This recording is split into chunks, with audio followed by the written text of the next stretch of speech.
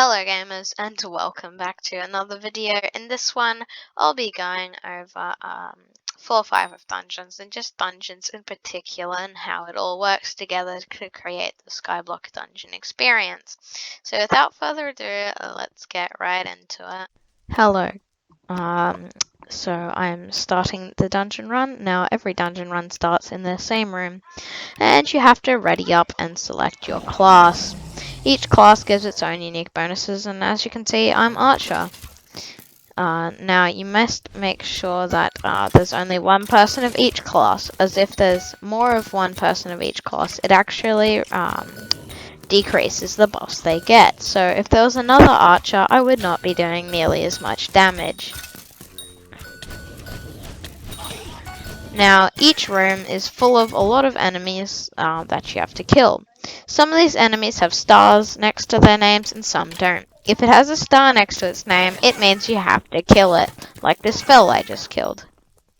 Another thing all dungeon rooms have are secrets. Well, most of them anyway. So as you can see here, this lever needs to be flicked in order to open this big gate over here. The gate will slide down, allowing me to walk through it and collect the chest inside. Upon collecting the chest, I'll be rewarded with an item or blessing. In this case, it happens to be a blessing. Anyway, back to it. So, some dungeon rooms may have a mini-boss in it. A mini-boss will be pretty hard to kill and will have a purple name tag. In most rooms, the mini-boss is compulsory in order to complete the room. Upon completing the room, you'll be rewarded with a key that allows you to open one door. Some rooms don't even require the key to open their door, it's just an open hallway that you can walk through. Crypts, like the one I'm about to blow up now, spawn crypt undeads or undead princes. They usually have some stuff inside of them. Another integral part of dungeons is the traps.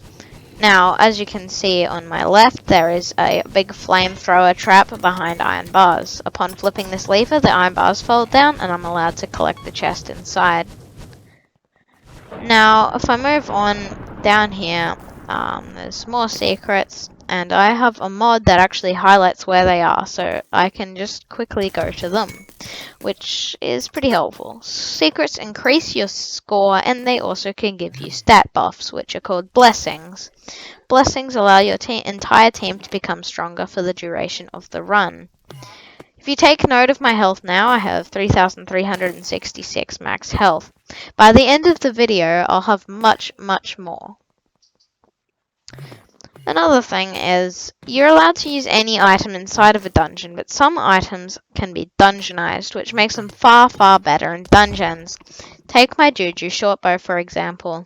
It has been 5-starred, which allows me to use it in dungeons actually around 5 times better than outside of dungeons, but that's not how stars work. Stars improve the dungeon stats of said item by 10% per star.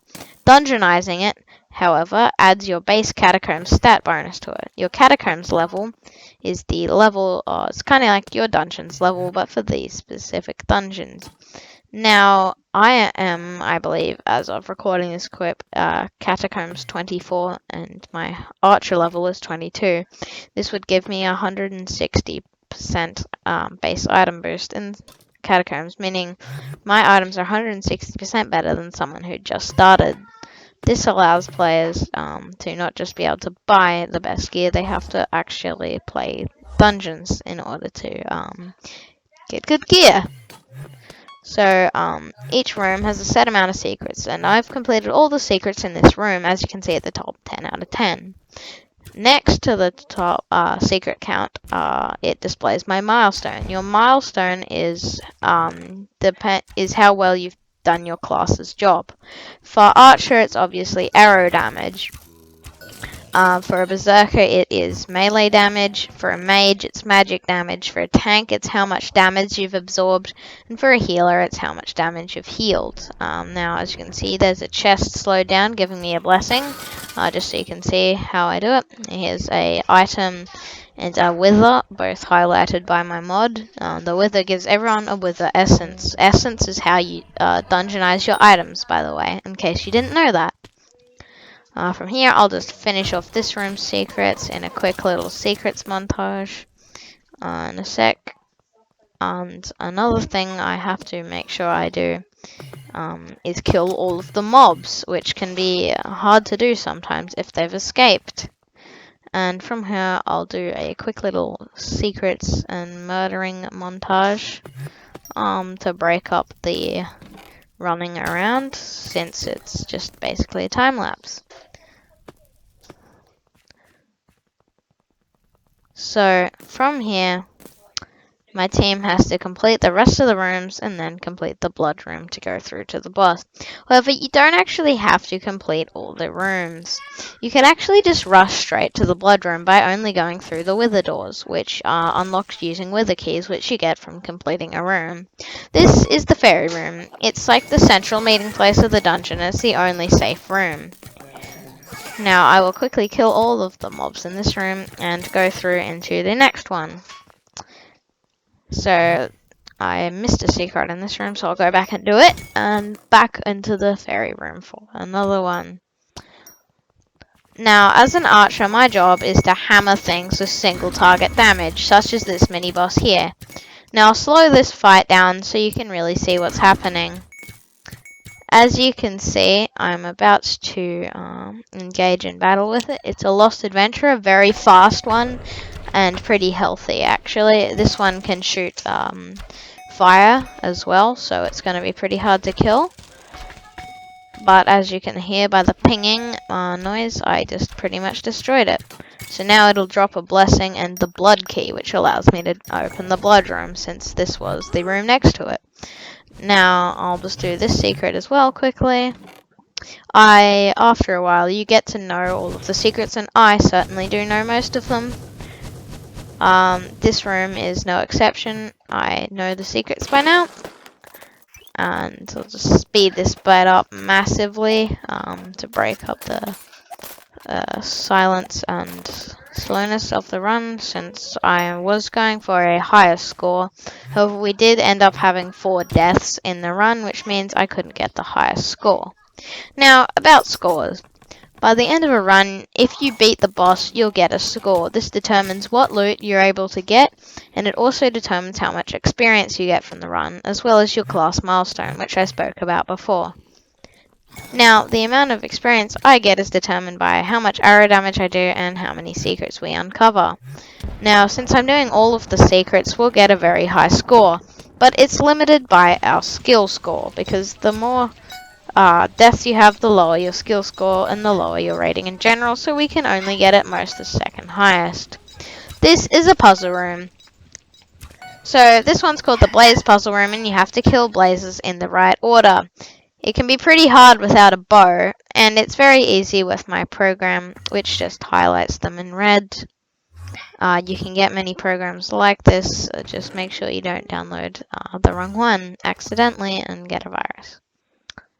Now I'll just do this chest, which is the official puzzle room chest, which is why it gave me a blessing of life V, granting me 1,255.4 health and 18% health regeneration. So this means that I will regenerate my lost health 0.18% faster, and I will obviously have a higher max health. Now from here, I better head into this puzzle room. This is the tic-tac-toe room, and like some other puzzles, you can actually cheese the secret by mining through the wall with a fast enough pickaxe, so that you don't have to go around and find the lever. Then all I have to do is beat the AI in game of, or tie against the AI in a game of tic-tac-toe, which is actually not that hard, especially with a solver. Now I'm going to go to the blood room. There are a few rooms that haven't been completed with secrets. You can tell the difference because a room that's been completed has a white tick. A room that's been completed and the secret's done has a green tick. And a room that hasn't been completed has no tick at all. So just ongoing a little bit of lag here due to internet. And then after that, I can head through to the boss. Now, the reason why there's a lot of very high defense mobs here is because they are part of the blood room. High defense means it has high damage reduction, meaning although it only has 20,000 health, it takes a lot more damage to kill it, which is pretty annoying. Now I'll head on into the boss fight. This boss fight can get pretty intense pretty fast. In fact, this is one of the hardest boss fights in the game due to the insane amounts of damage the boss outputs. Now, the boss spawns several copies of himself, and as you can see, they swarm around me, splashing me with potions, stabbing me with knives, and shooting me with bows. Now, one of these lizards is the real lizard, and the only way to know is to look up at the ceiling, but you can't really do that when you're being knocked around at Mark 4. However, sometimes you can catch a glimpse of the ceiling, and I know that it is green. Now, I have to shoot the lizards while Minigun Mustang, the healer, heals me a lot. The reason why is because of the insane amounts of damage I am taking. Now, these mobs deal high knockback, and most bosses come in several phases. This boss is the only one-phase boss in dungeons, which is pretty cool and unique. Now, after you've killed the boss, if you've killed the boss, he'll do a little dialogue about how he'll come for you sometime in the future, and then you'll receive your score. As you can see, I got the second highest score, which is an S. The highest score is an S+, and an S+ allows me to get a wooden chest, a golden chest, a diamond chest, an emerald chest, an obsidian chest, and a bedrock chest. However, an S only allows me to get up to the obsidian chest, an A only allows me to get up to the emerald chest, and a B or below would only allow me to get to the diamond chest. Now, each chest offers some unique items and essence for a price, which you must pay in order to claim the chest, with the exception being the wooden chest, which is completely free. Now, my obsidian chest actually has some items in it that could make me profit by buying it, so I'm gonna buy it anyway. The profitable items are a Legion 1 enchanting book, which is around 1.5 million on the auction house, and since that chest was only 1 million, it was profit for me. Now I can end the run. Thank you for watching. I hope this video was informative and enjoyable. If you have any comments, please leave them down below, and remember to like and subscribe. Credit to Minigun Mustang for helping me be a healer for that run. I could not have done it without him, literally, as I would have died instantly in the boss fight.